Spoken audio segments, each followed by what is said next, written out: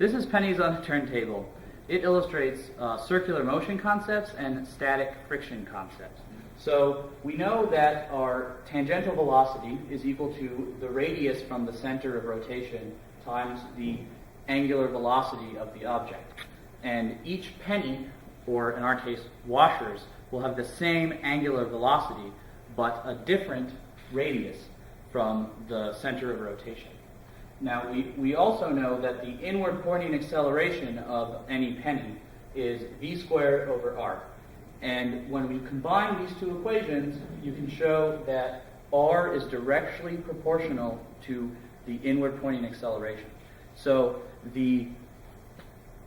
as the inward pointing acceleration will increase as we move out to our pennies on the far end of our meter stick.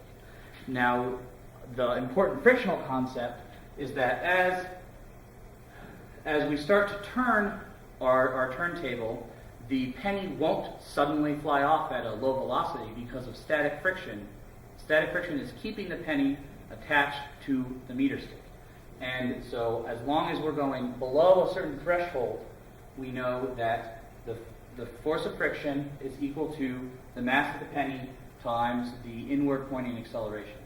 But once we get to fast enough and our inward pointing acceleration becomes larger than the static friction force, or the static friction acceleration, then the penny will fly off of our meter stick. So let's take a look at that. I'm slowly increasing the speed. So you can see at this point that the static friction is overcoming the inward pointing acceleration on each penny.